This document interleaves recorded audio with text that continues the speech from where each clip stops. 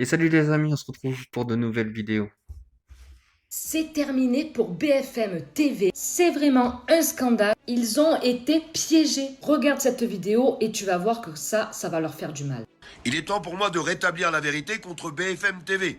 Je vous ai piégé, je vous le dis, parce que j'étais en train d'enregistrer et je vais tout diffuser à travers cette vidéo. BFM TV était présent sur le site où on était hier, où ils voulaient abattre, et malheureusement où ils ont abattu, 200 vaches qui n'étaient pas malades. BFM TV, bien sûr, comme d'habitude, chaîne de propagande du gouvernement et les plus grands menteurs qui puissent exister. Alors je vais vous diffuser plusieurs petits bouts de vidéos. BFM TV qui était sur le terrain, qui interroge des agriculteurs, bien entendu, et qui explique que les agriculteurs sont violents. Moi, je les ai pas vus tirer des mortiers, ça c'est plutôt des bandits, j'ai pas vu ça. J'ai pas vu de cocktail Molotov taper dans tous les sens, j'ai pas vu d'hommes armés, j'ai rien vu de tout ça. BFM TV qui dit, incroyable, hein, les agriculteurs sont armés. Seulement elle, après, elle coupe son direct. Je vais vous faire voir toutes ces images. Elle coupe son direct, elle me regarde. Elle dit, j'ai jamais dit que les agriculteurs étaient armés. Parce qu'elle avait plein d'agriculteurs autour d'elle. Donc elle crânait pas de trop. Voilà la vérité des choses. Mais malheureusement pour elle, tout était enregistré. Et je vous diffuse tout. Et bougez pas parce que je vous fais voir un petit truc après. Non, il n'y a pas d'agriculteurs armés, BFM raconte de la merde. Ouais, mais vous avez dit qu'on était violents. Si, bah on l'a dans la boîte, c'est bon. On a l'habitude, on a l'habitude, hein. Le pied à Macron, BFM TV, vous rigolez ou quoi? Donc là, sur cette vidéo, vous entendez pas très bien en fait ce qu'elle me répond, mais vous m'entendez bien moi. En fait, elle dit, j'ai jamais dit que les agriculteurs étaient armés, j'ai jamais dit qu'ils étaient violents. Ah bon? Elle a jamais dit ça.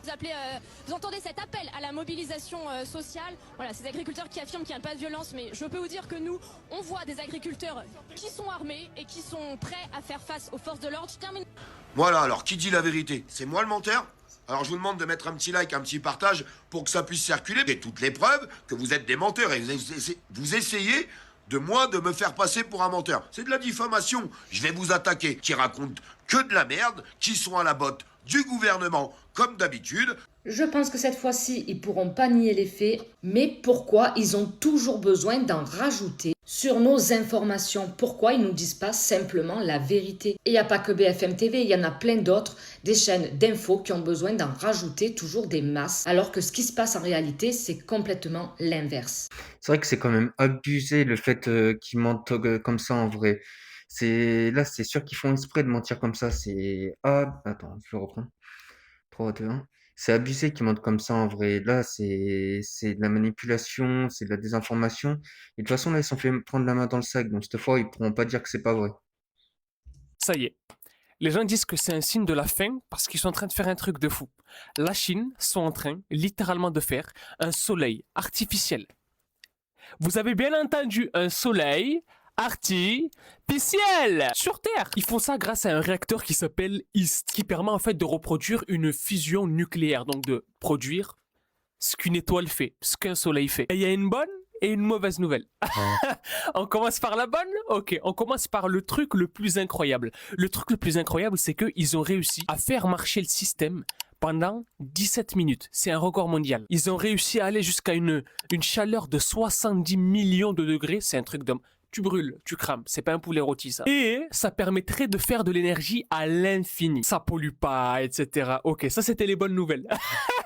Maintenant, on va passer aux mauvaises nouvelles. Si jamais ça foire, ou il y a un truc qui loupe et que ça fait déconner la machine, peut y avoir de la radioactivité qui s'échappe. Radioactivité est égale à 12 yeux, 5 bras. Bah est-ce qu'on continuerait pas avec le soleil normal? Partagez ce TikTok à tous vos potes et likez-le. Et dites-moi dans les commentaires si vous êtes d'accord pour qu'on continue avec le soleil normal. C'est quand même balèze que de nos jours, on arrive à reproduire un soleil et faire de l'énergie avec. Ça me fait penser à quoi? À l'énergie du Tardis dans Doctor Who. T'es déjà allé dans un pays où on conduit à gauche? Parce que c'est toute une expérience ça quand même. Si la France conduit à droite et l'Angleterre à gauche, c'est pour une bonne raison. Ça c'est une petite anecdote que tu pourras placer dans un dîner. À la base, on circulait quasi tous à gauche. Parce qu'on était à cheval et comme la plupart des gens sont droitiers, en te mettant à gauche, tu pouvais garder ta main droite de libre pour saluer ou pour te défendre. Mais un jour il a fallu trancher. Mais qui roule où en fait? Au Royaume-Uni, c'est acté. On se met à gauche. Mais de l'autre côté, sur le continent, Napoléon dit Moi je préférais qu'on soit à droite. Bah ouais, mais les autres pays alors? Ils ont fait un petit calcul. Comme l'Empire britannique conduisait à gauche, la plupart des pays sous son influence à ce moment-là a gardé le même sens. Et pareil pour la France. Ce qui nous donnait ça. Et comme la France et la plupart de l'Europe continentale roulaient à droite, pareil, les pays influencés ont gardé ce sens-là. Ok, mais le Japon, il conduit à gauche. Et pourtant, il a jamais été colonisé par les Anglais. Là, il y a un petit truc cool à raconter. C'est que les premiers chemins de fer japonais ont été construits par des ingénieurs britanniques. Et comme ils avaient l'habitude de construire à gauche, bah, ils ont foutu tout le monde à gauche. Et si on changeait de côté, genre maintenant, qu'est-ce qui se passerait? Bah, la Suède l'a fait en fait. La Suède conduisait à gauche jusqu'en 1967. Et ils ont changé de côté. Tout le pays s'est arrêté pendant un jour pour tout réorganiser, mais ça s'est très bien passé. Et aujourd'hui, dans la répartition, 2/3 du monde conduit à droite. Donc si un jour ça parle de conduite à gauche ou à droite dans une conversation, t'auras une petite anecdote à raconter. Ça, c'est la petite anecdote du moment. En vrai, c'est assez intéressant. Tiens, regarde ça, tu vas voir comment ils fabriquent la peur. Là, on parle du JT de TF1. Regarde bien comment ils ont fait la musique. Regarde. Vous savez que le générique d'un journal d'info, il doit suggérer l'angoisse, le suspense. Alors vous cherchez une musique de film qui fait peur. Par exemple, Les Dents de la Mer, c'est une bonne idée. Elle a été composée par John Williams en 75. Personne n'ira penser que vous êtes allé chercher votre inspiration de ce côté-là. Personne. Alors dans la bande originale, il y a une mélodie qui est récurrente. Sachez la repérer. Écoutez bien.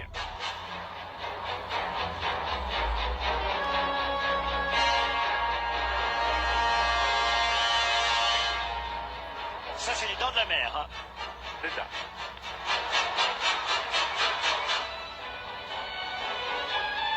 Voilà la mélodie.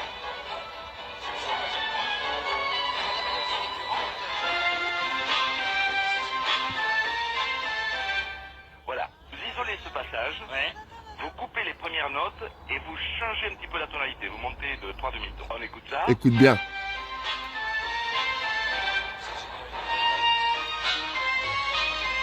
Voilà, ça c'est toujours les Dents de la Mer. Mais là on va faire plus angoissant, il faut ralentir toute la phrase, on maintient le rythme avec des contrebasses et des violoncelles, tout, on ponctue avec des timbales, ça donne ça.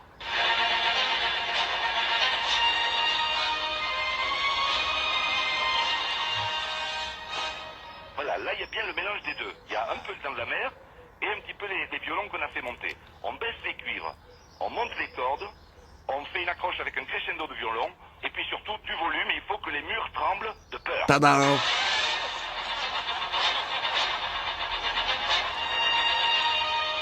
Dis-moi ce que t'en penses en commentaire. Allez, ciao! C'est quand même abusé jusqu'à quel point ils vont pour nous faire cogiter et tout ça en vrai. Parce que là, ils ont quand même pris la musique d'un film qui est censé faire peur pour faire le journal. C'est abusé. Il y a un gars qui s'est fait passer pour un avocat et sachez qu'il a gagné 26 de ses jugements. Ce n'est pas le pire, faut savoir que les gens ont porté plainte contre lui quand ils ont appris que c'était pas un vrai avocat. Et sachez qu'il s'est défendu lui-même et il a gagné. Excusez-moi, mais qui est ce GOAT? Il y a des gens qui vont aller payer des avocats des 1000 et des 100 pour qu'au final ces avocats perdent le jugement. Et il y a cette personne qui n'a jamais fait d'études, qui n'a jamais passé le barreau, qui a réussi à gagner 26 de ses jugements. Je sais pas si vous vous rendez compte de la dinguerie. Et même quand on porte plainte contre lui, il arrive à se défendre lui-même et à gagner. Excusez-moi Netflix, on tient quelque chose. Faites-nous un film sur sa vie s'il vous plaît, qu'on regarde comment il a réussi à gagner ses jugements, qu'on regarde quel a été le parcours de ce monsieur. Vous savez, il y a une phrase aux États-Unis qu'ils aiment trop dire, c'est fake it until you make it. Eh ben, la vie de ma mère que lui, il l'a fait. Au lieu d'aller passer le barreau, de faire des 10 ans d'études, d'apprendre par cœur, réviser ses cours comme tout le monde, d'aller à l'université comme tout le monde, il est arrivé devant le juge, il a dit non. Ici, c'est moi qui décide. C'est vrai qu'il est vraiment chaud quand même en vrai de vrai. Parce que même sans les études, il a réussi à le faire, mais comme quoi il n'y a pas que les études qui pourraient le permettre.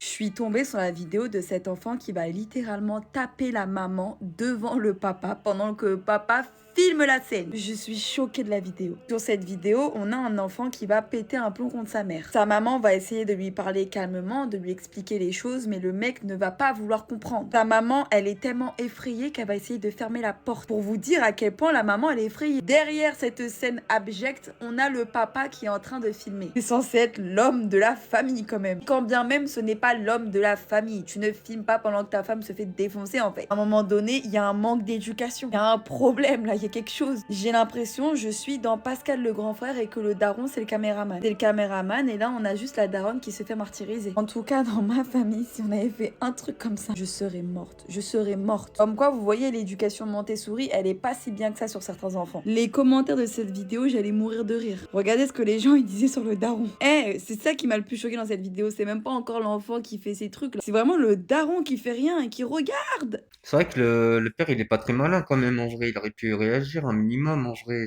Enfin, je sais pas. C'est ton gamin, tu lui dis calme-toi ou tu fais quelque chose, tu lui fais comprendre.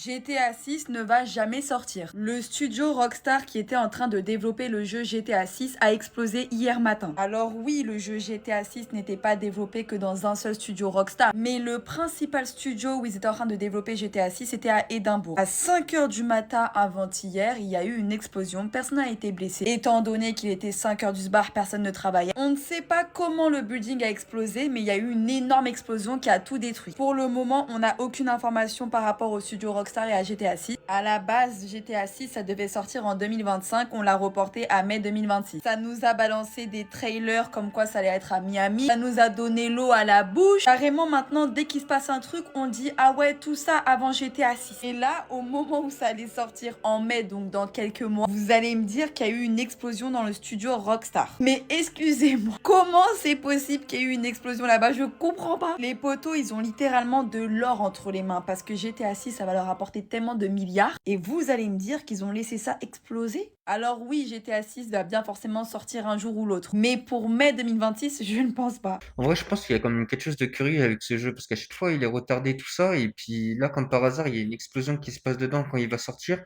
On dirait que, en fait, je me demande ce qui va se passer une fois qu'il sera sorti, tu vois. C'est parce que je trouve ça, enfin, je sais pas, c'est curieux. Et si je le mordais?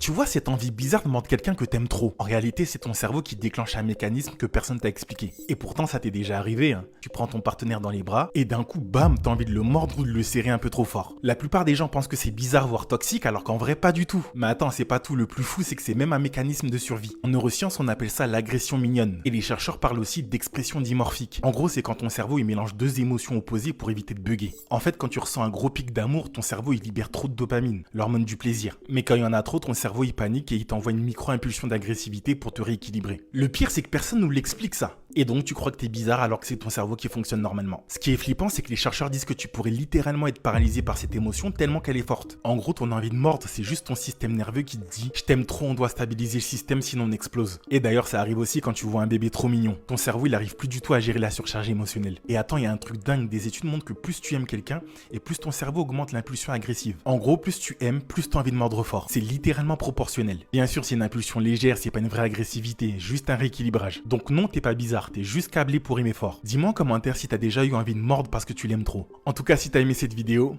abonne-toi. C'est vrai que j'avais déjà vu pas mal de gens faire ça et surtout les enfants, mais en vrai, là, ça explique un petit peu pourquoi il y a trop d'émotions. Ce n'est pas une montagne, c'est le plus grand arbre sur Terre. L'une des merveilles naturelles cachées de l'Amérique. Et avant que je te dise ce que c'est vraiment, abonne-toi pour découvrir le monde. Elle s'appelle la Tour du Diable. Et de loin, on dirait une montagne. Mais en s'approchant, on voit bien que c'est quelque chose qui a été coupé net. Ça s'élève à 266 mètres de haut. Et les géologues disent que c'est du magma refroidi, venu des profondeurs de la Terre. Mais d'autres pensent que c'est un méga arbre préhistorique qui a été coupé. Les tribus amérindiennes considèrent cet endroit comme sacré depuis des siècles. Et certaines disent qu'avant il touchait le ciel. Et d'autres l'appellent l'arbre de vie. C'est vrai que pour moi, c'est un arbre et il paraissait ultra grand parce que, vu comment c'est fait, on dirait vraiment de l'écorce fossilisée, des choses comme ça. Donc pour moi, c'est un arbre, mais il devait être immense. Le studio de développement de GTA 6 a subi une forte explosion aux alentours de 5h du matin ce lundi 19 janvier. Les pompiers ont été alertés après une explosion qui a retenti dans les locaux de Rockstar North, situés à Édimbourg en Écosse. D'après les premiers éléments, aucun blessé ne serait à déplorer, mais les secours ont tout de même dû gérer des dégâts structurels sur le bâtiment. Un porte-parole de Rockstar North a déclaré qu'il pourrait s'agir d'un dysfonctionnement venant des chaudières. En vrai, j'ai un peu du mal à y croire que ça vienne d'un dysfonctionnement, honnêtement. Une explosion comme ça, c'est plus une bombe ou un petit truc comme ça, en vrai, quand on regarde. Je pense que vous avez tous suivi qu'il y avait des milliardaires qui s'amusaient à faire des safaris humains. Donc ils contactaient des sociétés pour aller dans des pays en guerre où il y avait des civils qui avaient plus aucune chance de s'en sortir et ils s'amusaient à leur tirer dessus. Donc apparemment il y avait même une espèce de grille tarifaire par rapport à la victime à laquelle tu t'en prends. 200 000 euros pour un enfant, 100 000 euros pour un adulte. Si c'est un arabe, c'est eux qui te payent. Hashtag Naël. Mais voilà, il y aurait carrément un journaliste italien qui aurait démantelé le réseau. Il aurait découvert que tous ces espèces de détraqués qui s'amusaient à chasser ces victimes, c'était tous des milliardaires extrêmement influents. Donc apparemment vous les connaissez tous. Ils ont tous un point commun, ils adorent chasser. Sauf que dans les films, on nous montre souvent que c'est des animaux. Avec les espèces de classes sociales nobles, bourgeois, de rois assez élevés, ils s'amusent entre eux à chasser. Sauf que ce qu'on nous a pas montré à la télé, c'est qu'ils adorent le faire avec des humains. Encore une fois, le seul dessin animé qui nous l'a montré, c'est les Simpsons avec Monsieur Burns, qui avait pris un fusil et qui s'amusait à chasser les employés de sa société. Par pur amusement, hein, donc il y avait aucune raison. Là, ce que je trouve vraiment effrayant et macabre, c'est que c'est très possiblement les gens qui nous gouvernent qui ont ce genre de pratique pendant leur temps libre. Voilà, nous on tire sur des gens sur Call of Duty. Eux ils tirent sur des gens dans la vraie vie. Le pire, c'est qu'apparemment ils utilisent des snipers, donc ils sont même pas assez courageux pour aller attaquer directement des enfants qui vivent déjà dans la misère extrême et qui ont rien pour se protéger. Je dirais vraiment un épisode de Squid Game. Moi, si vous voulez que je vous fasse une vidéo sur le sujet, parce que sachez que la série elle a pas été inspirée de nulle part, bien de la réalité. À un moment donné, il y avait des gens qui étaient kidnappés en Asie. Généralement, c'était des SDF qui avaient pas de famille. Donc, les gens ils se doutent de rien. Leur disparition elle faisait pas trop de bruit. On les obligeait à participer à des jeux pour survivre. Ça se passait souvent pendant les JO. Voilà, pendant que le peuple normal voyait des gens courir sur une piste à 100 mètres et faire des espèces de sauts en longueur, bah, les élites dans les coulisses s'amusaient à voir d'autres spectacles. Comme ces sans-abri qu'ils avaient capturés, s'entre-déchirer pour sauver leur vie. Dites-moi si vous voulez une vidéo sur le sujet. Désolé l'équipe. Franchement, avec tout ce qui se passe et tout ce qu'ils ont fait, ça me surprendrait pas du tout qu'ils ont fait ça. Vous le connaissez, lui? Alain Juillet, ex-patron de la DGSE. Et il vient de lâcher une bombe sur Sarkozy. Alors lui, ce Sarkozy, je me demande ce qu'il a pas fait contre le pays, en fait. Nous avons appris qu'à peine arrivé, Sarkozy a dissous les renseignements généraux, qui étaient une pépite. Vous aviez dans cet organisme des gens incorruptibles. Eh oui, des super RG. Et qu'est-ce qu'il a fait, ce Tartuffe?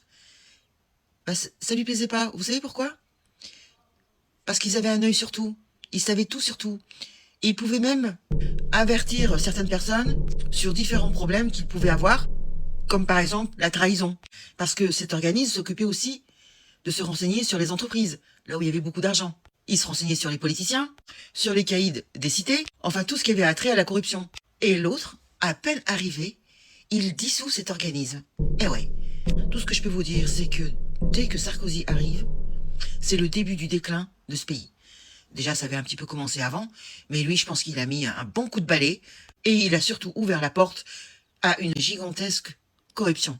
Maintenant, vous allez écouter Alain Juillet, qui nous explique ce qui s'est passé. Il y a 15 ans, donc tu vois, c'est pas d'aujourd'hui. C'était les renseignements généraux, avant que Sarkozy les détruise. La dernière année... On rentre dans le détail. Oui. Sur la destruction. Oui. Tu veux rentrer dans le détail ou Si, on peut. Vas-y, fais-toi plaisir. Bon, bah, si tu veux, les renseignements généraux étaient une petite merveille dans le système français, il faut le dire, parce que c'est là où c'est des gens qui infiltraient les réseaux terroristes. C'est des gens qui infiltraient tout ce qui était mauvais pour la France, politiquement, économiquement, c'est eux. Ceux qui allaient informer les entreprises des problèmes qu'il pouvait y avoir, c'était eux. C'était eux qui étaient au cœur du système. Bon, qu'est-ce qui s'est passé? Le président de la République les a pris en grippe parce que les enquêtes des renseignements généraux faisaient apparaître certaines choses que le politique ne voulait pas qu'on sache. Tu parles de quoi? De caisse noire, de valise de billets? Oui, de combines, de caisse noire, de machin. Et alors, le président a pris ça en bras et a dit, je dissous les RG. Et comment il a fait? Il a dit, on va créer la DGSI en fusionnant la DST et les RG. Et il a mis à la tête Bernard Squarcini, qui était un de ses amis, qui était un ancien DRG, mais qui a joué la carte DST contre les RG. Pourquoi? Parce que le patron des RG, qui s'appelait Yves Bertrand, était détesté par le pouvoir parce qu'il savait trop de choses. Il savait énormément de choses, si tu veux. Évidemment, il avait des oreilles qui traînaient partout, donc il savait tout. Tiens donc, Squarcini. J'avais déjà fait une vidéo sur lui. Donc vous avez entendu comme moi, il a placé Squarcini. Un certain Bernard Squarcini. C'est lui qui a fondé la société d'intelligence économique. Kiernos, vous connaissez? Et il a travaillé comme par hasard avec le groupe LVMH. Il faut savoir que ce gars-là a eu des gros problèmes avec la justice. Ce sont des faits graves, liés à l'utilisation de ses réseaux et compétences d'anciens patrons des services de renseignement à des fins privées. À des fins privées. T'as compris, il a utilisé ses réseaux pour ses propres intérêts. Donc il aurait utilisé son influence pour obtenir des informations ou des avantages au profit de clients privés. Comme qui? Comme LVMH. Il a été aussi poursuivi pour complicité de violation du secret professionnel. En fait, il a été accusé d'avoir sollicité ou transmis des informations confidentielles, donc c'est un putain de traître, en violation des obligations de confidentialité liées à ses fonctions antérieures. Et bien sûr aussi, il a été poursuivi pour détournement de fonds publics et faux en écriture publique. Donc il a trafiqué des papiers. Et il faut savoir que le 7 mars 2025, le tribunal correctionnel de Paris a condamné Bernard Scorsini à 4 ans de prison, dont 2 ans ferme. Bien sûr à purger avec un bracelet électronique, hein, bien sûr. 200 000 € d'amende et bien sûr interdiction d'exercer dans le domaine du renseignement. Pour 5 ans. Donc d'après ce qu'on comprend, c'est que le tribunal a ainsi retenu qu'il avait donc détourné des moyens de l'État, utilisé son réseau pour des intérêts privés, notamment pour LVMH, et aussi pour identifier des maîtres chanteurs touchant des dirigeants. Sarkozy, par exemple. Il a aussi organisé des activités de surveillance non autorisées, y compris contre des journalistes et des opposants perçus comme gênants pour ses clients. Voilà, c'est ça, Squarcini.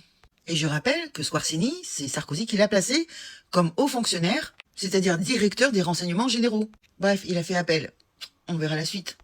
Ce Sarkozy, je ne comprends pas pourquoi il n'est pas en tôle pour haute trahison. Voilà. À cause de lui, le pays est parti en couille. Voilà. C'est simple. Vous le voyez, hein? Il s'en cache même pas en plus. Hein. Et t'as des gens qui se tatouent son nom sur le poignet. 200 000 exemplaires pour son livre, là. Parce qu'il est resté 15 jours en tôle. 200 000 exemplaires vendus. En vrai, de toute façon, tout ça, on savait que c'était manigancé. En fait, il a juste préparé le terrain pour les autres qui allaient venir et puis pour préparer la corruption, tout ça. Parce que, de toute façon, en regardant, tous les présidents suivaient le même plan. Et s'ils n'auraient pas fait ça, les choses qu'ils ont été faites au jour d'aujourd'hui n'auront pas pu être faites. Mais bon, la vidéo, elle est finie. C'est tout pour aujourd'hui. Je vous dis une bonne journée et une bonne soirée.